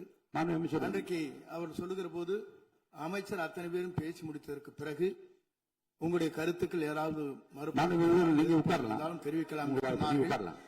இப்போது பின்பற்றினால் நன்றாக இருக்கும். நீங்கள் அதற்காகத்தான் சொன்னீர்கள். முதலமைச்சர் பேசியதற்கு பிறகு எதிர்க்கட்சி தலைவர் அவர்கள் பேசுவதற்கு வாய்ப்பளிக்கிறோம் என்று சொல்லியிருக்கிறார்கள். ஆகவேதான் அந்த வாய்ப்பை நீங்கள் இல்ல அது பதில் சொல்லணும்னு கேட்டிருக்காங்க. பதில் சொல்லணும் சொல்லியிருக்காங்க. பதில் சொல்லினா தான் எங்க பிரச்சனை. இல்ல அப்படி இல்ல. ஆகவே இல்ல நேற்றைய தினம் நீங்கள் அப்படி பேசிக் கொண்டது ஆறாவது இல்ல நேற்றைய தினம் நீங்கள் பேசுகிற போது ஆறாவது குறுக்கிட்டார்களா? நீங்கள் பேசுகிற போது யாருமே குறுக்கிடவில்லை. நீங்க எவ்வளவு பேசினீர்கள், எவ்வளவு வார்த்தைகள் பேசினீர்கள் என்பதெல்லாம் எங்களுக்கு தெரியும். யாருமே இதில் குறுக்கிடவில்லை. இது முதலமைச்சர் எங்கள் முதலமைச்சர் எதிர்க்கட்சி தலைவர் பேசுகிற போது யாரும் குறுக்கிட வேண்டாம் என்று சொன்னார்கள். அதை நாங்கள் பின்பற்றினோம். ஆனால் இன்றைக்கு நீங்கள் பின்பற்றவில்லை என்றால் வேதனையாக இருக்கிறார். முன்னவர் நேற்று எதிர்க்கட்சி தலைவர் பேசுகிற போது அடுக்கடுக்காக குற்றச்சாட்டுல வைத்தார். இப்போ அதற்குரிய மாண்புமிகு பொதுப்பணித்துறை அமைச்சர்கள் காலையில் அலுவலகத்தை சந்தித்து அவர்கள் சாட்டிய குற்றச்சாட்டுகளுக்கெல்லாம் ஆதாரங்களை தான் நான் கொண்டு வந்திருக்கிறேன் என்று சொன்னேன். நான் நேற்று அந்த விஷயம் நேற்றோடு முடிந்து விட்டது. ஆதாரங்களை கொடுங்கள். தக்க நேரத்தில் இதை பற்றி சொல்ல வேண்டிய நேர்ந்தால் நான் இதெல்லாம் ஆய்வு செய்து உரிய நேரத்தில் அவை குறிப்பிட்டு ஏற்றுவதற்கு முன்பாக அவரிடம் காட்டி அதற்கு பிறகு அதை பற்றி முடிவெடுக்கும் என்று நான் சொன்னேன். இப்போதும் சொல்லுகிறேன், முதலமைச்சர் அவர்கள் பேசிக் கொண்டிருக்கிறார். பேசி முடிக்கட்டும். எதிர்க்கட்சி தலைவருக்கு உறுதியாக நான் வாய்ப்பு தருவேன். அவர் கேள்விகளை முன்வைக்கலாம், விளக்கங்களை பெறலாம். இப்போதைக்கு பேரவைத் தலைவர் என்ற முறையில் என்னுடைய முடிவு இதுதான். அவையில் இருக்கக்கூடிய உறுப்பினர்கள் அமரும்படி நான் கேட்டுக்கொள்கிறேன். நான் முதலமைச்சர் அவர்கள் பேச வேண்டிய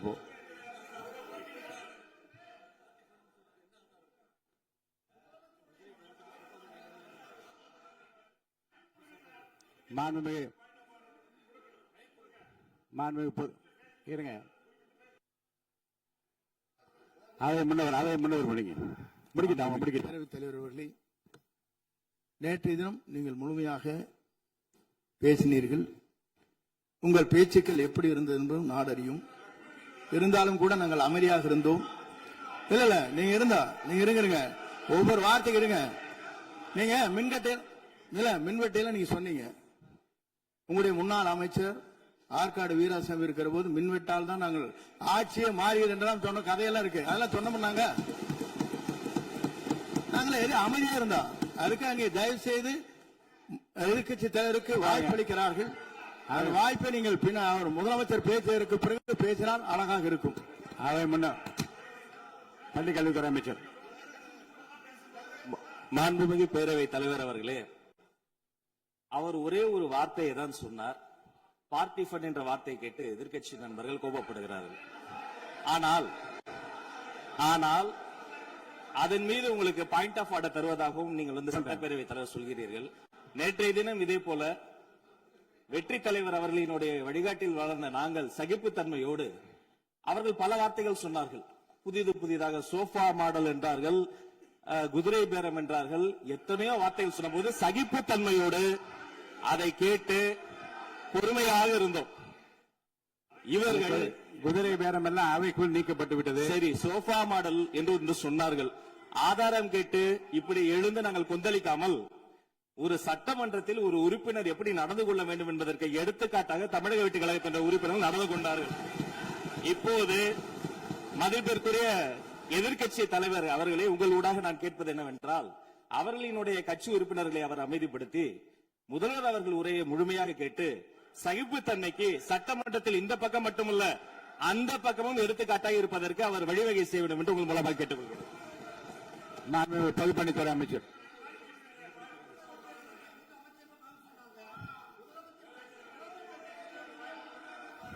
மாண்புமிகு பேரவைத் தலைவர் அவர்களே, திராவிட முன்னேற்ற கழகம் முதல் நாளில் இந்த சபையுடைய மரபையும் பாரம்பரியத்தை பற்றியும் நமக்கு வகுப்படுத்தார்கள். அந்த மரபுப்படி எங்களுடைய தலைவருடைய வழியில் இந்த சட்டசபையுடைய நிகழ்வுகளில் நாங்கள் கலந்து கொண்டிருக்கிறோம். நேற்று எதிர்க்கட்சி தலைவர் பேசும்பொழுது எவ்வளவோ வார்த்தைகள் உண்மைக்கு புறம்பாக சட்டத்திற்கு எதிராக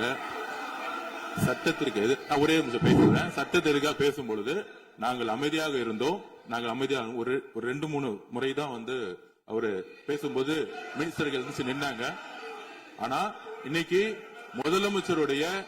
மாண்புமிகு முதலமைச்சருடைய முதல் உரை கடந்த 4 நாட்களாக திராவிட முன்னேற்ற கழகம் முதலமைச்சர் ஏன் பேசலன்னு சொல்லிட்டே இருந்தாங்க. இன்னைக்கு பேச ஆரம்பிச்ச உடனே அவர் சொன்ன வார்த்தை பார்ட்டி ஃபண்ட் சொன்னார். எந்த பார்ட்டின்னு சொல்ல. ஆனா அந்த வார்த்தைகள் சொல்லி முடிஞ்ச உடனே எதற்காக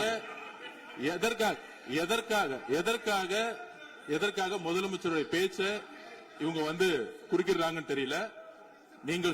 நீங்கள் சொன்னதுபடி முதலமைச்சர் பேச வேண்டும். பேசிய பின்பு கருத்துகளுக்கு பதிலளிக்க அவர்கள் பதிலளிக்க நாங்களும் பதிலளிக்க தயாராக இருக்கிறது பதிவு பண்றோம். மாண்பு முதலமைச்சர் அவர்கள்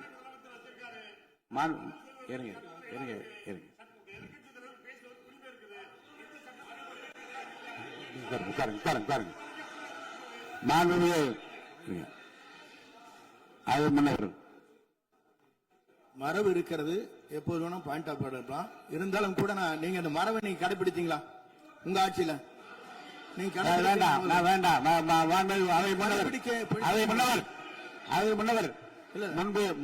முன்பு எப்படி நடந்தால் என்பதை பற்றியோ முன்பு நடந்த நிகழ்வுகள் பற்றியோ நீங்கள் சொல்லி மீண்டும் மீண்டும் இந்த அவையினுடைய மாண்பை குறைக்க வேண்டாம் என்று நான் கேட்டுக்கொள்ள வேண்டாம். இப்போது உள்ள பிரச்சனை மாண்பு முதலமைச்சர் அவர்கள் தன்னுடைய பேச்சை உறுதி செய்து முடிக்க வேண்டும். அவர் முடித்த பிறகு எதிர்க்கட்சி தலைவருக்கு நான் நிச்சயமாக வாய்ப்பு தருவேன். அவர் கேள்வி கணக்குகளை தொடுக்கலாம், சந்தேகங்களை கேட்கலாம். விளக்கம் தருவதற்கு மாண்பு முதலமைச்சர் அவர்கள் தயாராக இருக்கின்றார். அமைதியாக என்னை அமரும்படி நான் கேட்டுக்கொள்கிறேன். இப்ப நான் அனுமதிக்க முடியாது. மாண்பு முதலமைச்சர் உரையை தொடரலாம்.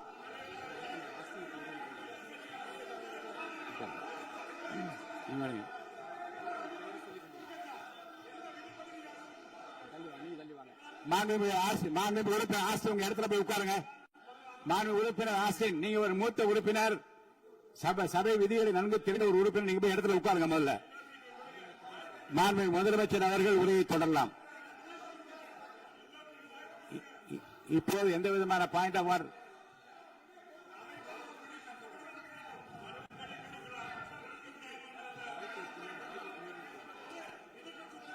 நான் வாய்ப்பு இல்லை என்று சொன்னால் நீ எழுந்து நிற்பதிலே நியாயம் இருக்கிறது.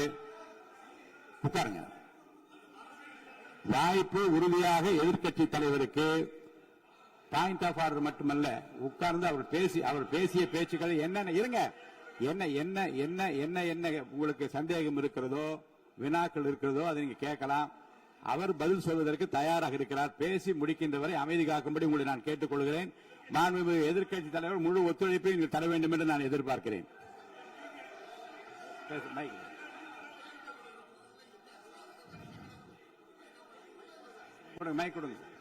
மாண்புமிகு எதிர்க்கட்சி தலைவர் பேரவைத் தலைவர், நீங்க உட்காருங்க. நேற்று நான் பேசும்போது சில அமைச்சர்கள் குறுக்கிட்டு பேசினாங்க. அதற்கு நீங்க அனுமதி கொடுத்தீங்க. அதே மாதிரி இன்னைக்கு முதலமைச்சர் பேசும்போது சில வார்த்தைகள், தவறான வார்த்தைகள் பேசுறாரு. அவர் பார்ட்டி ஃபண்ட் அப்படின்னு சொல்லியிருக்கிறாரு. அவர் அமைச்சர் அந்த பார்ட்டி ஃபண்ட் எந்த பார்ட்டின்னு கூட சொல்ல தைரியம் இருந்தா சொல்லுங்க. நாங்க அதெல்லாம் பேஸ் பண்ண தயாரா இருக்கோம். எதையும் ஆதாரத்தோடு எதையும் பேசுங்க. நீங்க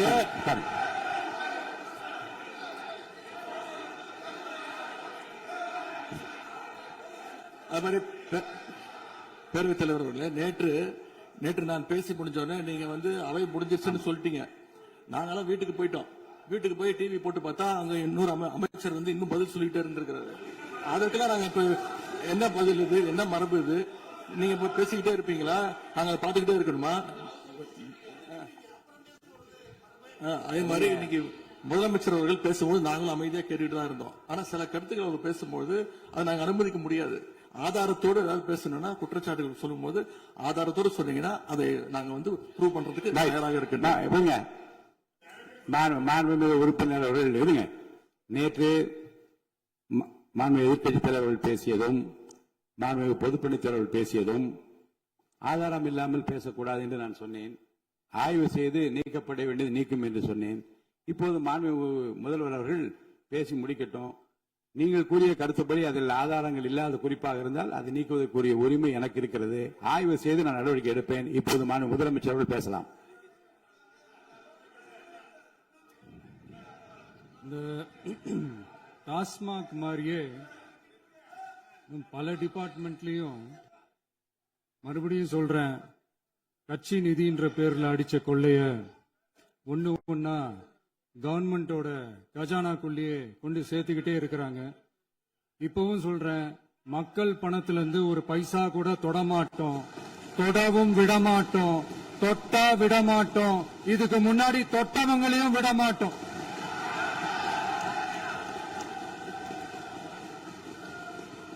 ஒவ்வொரு ஊழலா வெளியில வரும் போலயே ஒவ்வொரு வேஷமா கலைஞ்சிரும் போலயே இங்க இருக்கிற நிறைய பேரு நடுங்கி போய் இதுல நம்ம மேல அவதூறு வேற. இப்ப புதுசா ஒரு வெப்பன் ஒண்ணு கொண்டு வந்திருக்காங்க. அது என்ன தெரியுமா? அவங்க தயவால தான் நம்ம ஆட்சி நடக்குதாம். மக்கள் தயவால இந்த ஆட்சி நடந்துகிட்டு இருக்கு.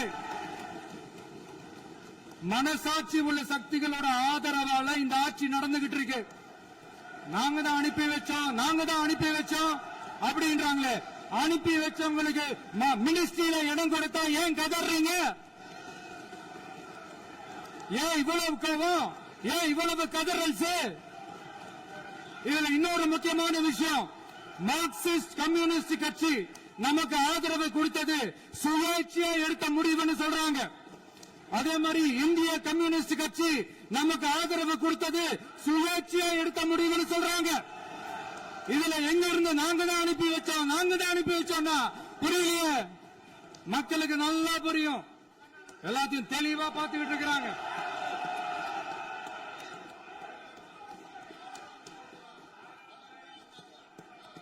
முதலமைச்சர் கண்டினியூ பண்ணலாம். மாண்பு முதலமைச்சர்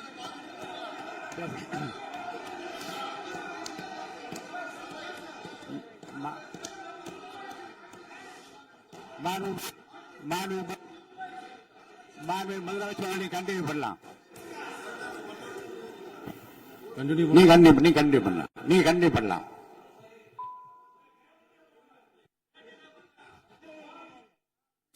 இந்த சமூக நீதி அரசுன்னு சொல்றவங்களை பார்த்து கேட்கிறேன், நம்ம பட்டியலின சகோதரர்களுக்கு எத்தனை அமைச்சர் பதவி கொடுத்தீங்கன்னு கொஞ்சம் சொல்ல முடியுமா? ஆனா நம்மளுடைய அரசுல 8 அமைச்சர் பதவிகள் யாருக்கு? நம்ம பட்டியலின சகோதரர்களுக்கு. எல்லாம் நம்ம அண்ணன், நம்ம தம்பி, நம்ம தங்கச்சிங்க. அண்ணல் அம்பேத்கர் அவர்களுடைய கிட்டத்தட்ட 100 ஆண்டு கால கனவு இப்ப நிறைவேறி இருக்கு. நான் ஏன் கொஞ்சம் சவுண்டா பேசுறேன் அப்படின்னா அவங்களுக்கு கேட்கணும்ன்றதுக்காக தப்பா எடுத்துக்காது. அதே மாதிரி பெண்களோட பாதுகாவலர் நாங்க தான் அப்படின்னு சொல்லிக்கிறவங்களை கேட்கிறேன், எத்தனை பெண்களுக்கு அமைச்சர் பதவியில இடம் கொடுத்தீங்க கொஞ்சம் சொல்ல முடியுமா? எங்க அரசுல 4 சகோதரிகளுக்கு அமைச்சர் பதவி கொடுத்திருக்கிறோம்.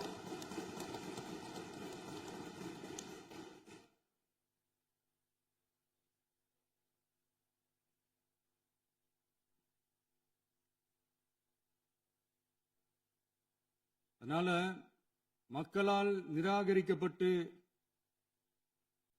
மக்களால் அகற்றப்பட்டவங்களுக்கு ஒன்னே ஒன்னு சொல்லிக்கிறோம், தப்பே செய்ய மாட்டோம், ஊழலே செய்ய மாட்டோம், நேர்மையா தான் இருப்போம், நியாயமா தான் இருப்போம் அப்படின்னு சொல்றவங்களால மட்டும்தான் கூட்டணி ஆட்சி அமைக்க முன்வரும். ஆட்சியிலையும் பங்கு, அதிகாரத்திலையும் பங்கு கொடுக்க முன்வரும். ஊழல்லையே ஊறி போனவங்களால இந்த கூட்டணி ஆட்சியோ ஆட்சியிலையும் பங்கு அதிகாரத்திலையும் பங்கு கொடுக்க முன்வராது. மெஜாரிட்டி இருந்தாலும் தரமாட்டாங்க, மெஜாரிட்டி இல்லைனாலும் தரமாட்டாங்க. கேட்டா ரெடிமேடா ஒரு பதில் ஒண்ணு வச்சிருப்பாங்க, கூட்டணி ஆட்சியை மக்கள் விரும்ப மாட்டாங்கன்னு. அதே மக்கள் தான் இப்ப அவங்கள பார்த்து சிரிக்கிறாங்க. நான் பதவியேற்ற அன்னைக்கு கொஞ்சம் டைம் அவகாசம் கேட்டேன். எதுக்கு கேட்டேன்? நிதி நிலைமை எல்லாம் கொஞ்சம் மோசமா இருக்குது, அதெல்லாம் கொஞ்சம் சரி செஞ்சுக்கிட்டு படிப்படியா கொஞ்சம் கொஞ்சமா நான் கொடுத்த வாக்குறுதிகள்லாம் செயல்படுத்துவேன், அதுக்காக கொஞ்சம் டைம் அவகாசம் கேட்டேன். நான் ஏதோ வேற எதுக்காகவோ வேற யாருக்காகவோ ஏதோ அவகாசம் கேட்ட மாதிரி. அடுத்து இங்க சபையில இல்லாதவங்களை பத்தி பேச வேண்டாம்னு நினைக்கிறேன்.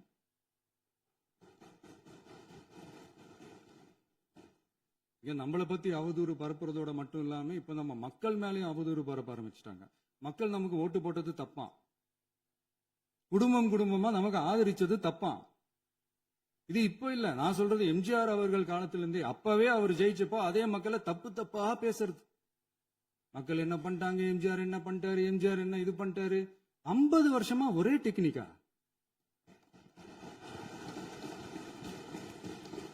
டெக்னாலஜி எல்லாம் மாறி வேற எங்கேயோ போயிட்டு இருக்கு பஸ். இதுல கொஞ்சம் டெக்னிக்காச்சும் கொஞ்சம் மாத்தினா கொஞ்சம் நல்லா இருக்கும்.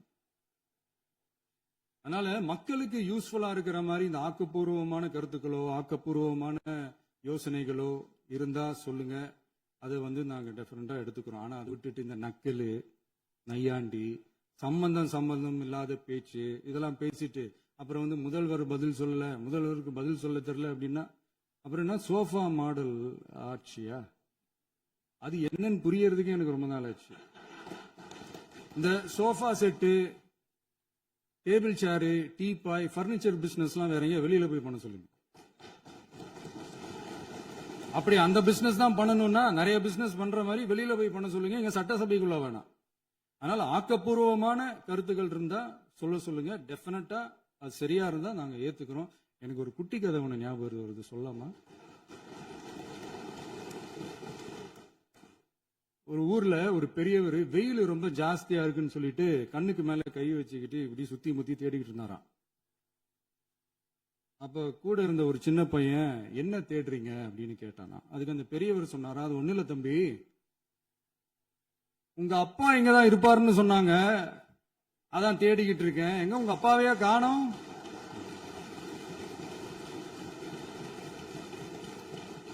இல்ல எங்களுக்கும் நக்கலா நையாண்டியா சம்பந்தம் இல்லாத குட்டி கதை இதெல்லாம் எங்களுக்கும் பேச தெரியும். அந்த கதையில பெரியவர் அப்படி சொன்னாராம், தப்பா எடுத்துக்காதீங்க. அந்த கதையில பெரியவர் அப்படி கேட்டாராம். அதனால யாரும் இங்க டென்ஷன் ஆக வேணாம். அதனால இன்னொரு இந்த என்னுடைய உரையை முடிக்கிறதுக்கு முன்னாடி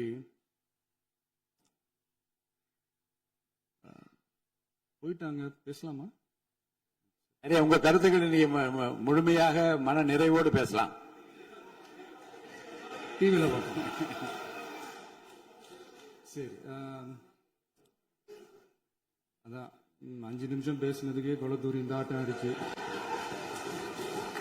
பேசுனா அப்புறம் என்ன பண்றது? கடைசியா நான் இந்த உரையை முடிக்கிறதுக்கு முன்னாடி ஒரு முக்கியமான ஒரு விஷயம் பத்தி சொல்லணும். ஆளுநர் உரை அன்னைக்கு இந்த தமிழ் தாய் வாழ்த்துக்கு அப்புறம் தேசிய கீதம் பாடினது தப்பு, தேசிய கீதம் 2 முறை பாடினது தப்பு. அப்படி ஒரு நிகழ்வு இதுக்கு முன்னாடி இந்த சட்டசபையில நடந்ததே கிடையாது. அந்த மரபையே மாத்திட்டீங்க. இப்படி ஒரு பெரிய ஒரு போர் மாதிரி எதிர்கட்சி சார்ந்தவங்க எல்லாம் சொன்னாங்க இல்லையா? அந்த மாநில உரிமை போராளிகளை, அந்த மரபு காக்கிற உரிமை போராளிகளை ஒரே ஒரு கேள்விதான் கேட்கணும். 2021 ஆகஸ்ட் 2 ஞாபகம் இருக்கா? Centenary celebration of Tamil Nadu legislature. அந்த ஃபங்க்ஷன்ல நம்ம முன்னாள் முதலமைச்சர் கருணாநிதி அவர்களோட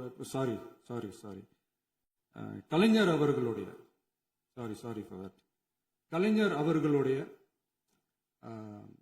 புகைப்படத்தை மாண்புமிகு குடியரசுத் தலைவர் திறந்து வைக்கிற ஒரு ஃபங்க்ஷன். அந்த ஃபங்க்ஷன்ல national anthem followed by Tamil Thai Vazhthu அப்படின்னு அறிவிச்சது ஞாபகம் இருக்கா? அதாவது தேசிய கீதத்துக்கு அப்புறமா இரண்டாவது முறையா, நோட் திஸ் பாயிண்ட் மாண்புமிகு பேரவைத் தலைவர் அவர்களே, ப்ளீஸ் நோட் திஸ் பாயிண்ட். தேசிய கீதத்துக்கு அப்புறம் இரண்டாவது முறையாக தமிழ் தாய் வாழ்த்து பாடப்படும் அப்படின்னு சொன்னது ஞாபகம் இருக்கா? அதுவும் முத்தமிழ் அறிஞர் அப்படின்னு சொல்ற நம்ம கலைஞர் அவர்களுடைய அந்த புகைப்படம் வெளியிட்டு விழாவில் அவர் இருந்த இதே சபையில தமிழ இரண்டாவது இடத்துக்கு தள்ளினது யாருன்னு ஞாபகம் இருக்கா? அது மட்டும் இல்ல, அந்த தேசிய கீதத்தை நாட்டுப்பண் நேஷனல் ஆந்தம்னு சொல்லி அதே பங்கன்ல கடைசியா பங்கன் முடியும் போது செகண்ட் டைம் தேசிய கீதம் பாடினதும் ஞாபகம் இருக்கா? இதே அவையில் தான் அது அவை குறிப்பிலும் இருக்கிறது. இதே அவையில் தான் நடைபெற்றது. இந்த தக்க நேரத்தில் இந்த ஆதாரங்களை அளித்த மாண்பு முதல்வர்களுக்கு நன்றியை தெரிவித்துக் கொள்கிறேன். டவுட் இருந்தா இந்த புக்கை பார்த்து தெரிஞ்சுக்கலாம். அதனால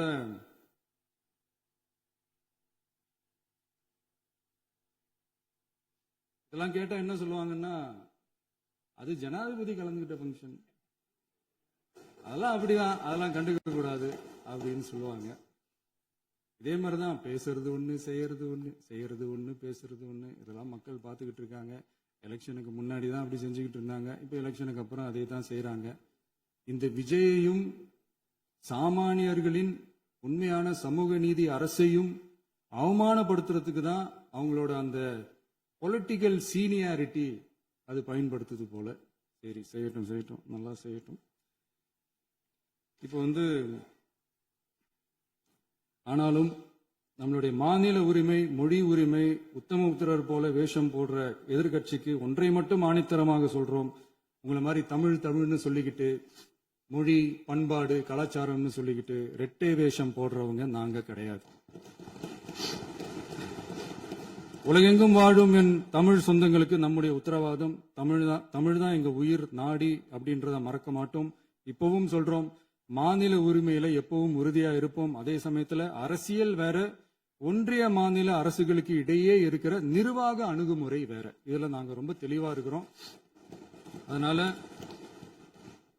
எங்களுக்கு பாடம் எடுக்கிறதா நினைச்சுக்கிட்டு உங்க வேஷத்தை நீங்களே கொஞ்சம் கொஞ்சமா கலைச்சுக்கிட்டே வர்றீங்க, மறந்துடாதீங்க.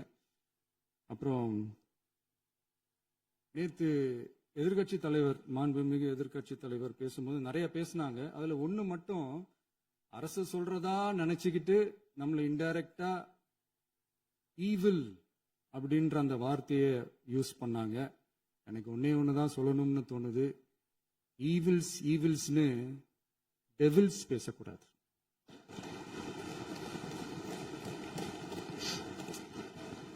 அவங்க இருந்திருந்தா ஒரு ஆக்ஷன் பண்ணணும்னு எனக்கு தோணுச்சு. எல்லாரும் போயிட்டாங்க. பர்மிஷன் பண்ணலாமா? இப்பவும் பண்ணலாம், ஒன்றும் தப்பு இல்லை.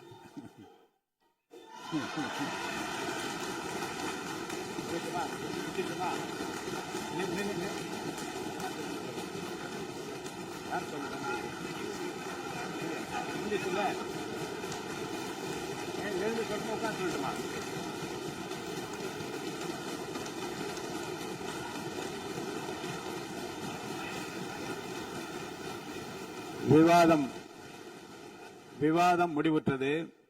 மாண்புமிகு உறுப்பினர்கள் முன்மொழிந்த திருத்தங்கள் வலியுறுத்தப்படுகின்றனவா என்று அறிய விரும்புகிறேன். மாண்புமிகு உறுப்பினர்கள் முன்மொழிந்த திருத்தங்கள் அனைத்தும் பேரவையின் அனுமதியில் திரும்ப பெறப்படுகின்றன. 2026 ஆண்டு ஜூன் திங்கள் 18ஆம் நாளன்று சட்டமன்ற பேரவைக்கு மாண்புமிகு ஆளுநர் அவர்கள் ஓந்தளித்த பெருரைக்கு தமிழ்நாடு சட்டமன்ற பேரவை உறுப்பினர்கள் பெரிதும் நன்றி உடையவர்களாவர் என்று மாண்புமிகு பேரவை துணைத் தலைவர் திரு மு ரவிசங்கர் அவர்களால் 19/6/2026 நாளன்று முன்மொழியப்பட்ட தீர்மானம் பேரவையின் முடிவுக்கு விடப்படுகிறது. ஏற்போர் ஆம் என்க, மறுப்போர் இல்லை என்க. ஏற்போரே அதிகம் என்று கருதுகிறேன். ஏற்போரே அதிகம். தீர்மானம் நிறைவேறியது. அரசினர் தீர்மானம். பேரவை மீண்டும் கூடும் நாள் குறிப்பிடப்படாமல் ஒத்திவைக்கப்பெறும் தீர்மானம். மாண்புமிகு பேரவை முன்னவர் அவர்கள். மாண்புமிகு பேரவைத் தலைவர் அவர்களே, பேரவை விதி 25 1 கீழ் 1 படி பேரவை மீண்டும் கூடும் நாள் பெறாமல் ஒத்திவைப்பு பெறலாம் எனும் தீர்மானத்தை மொழிகிறேன். மாண்புமிகு பேரவை முன்னவர் அவர்களின் தீர்மானம் பேரவையின் முடிவுக்கு விடப்படுகிறது. ஏற்போர் ஆம் என்க, மறுப்போர் இல்லை என்க. மறுப்போரே இல்லை என்று கருதுகிறேன். மறுப்போரே இல்லை. தீர்மானம் ஒருமனதாக நிறைவேறியது. பேரவை மீண்டும் கூடும் நாள் குறிப்பிடப்பெறாமல் ஒத்திவைக்கப்படுகிறது. வணக்கம்.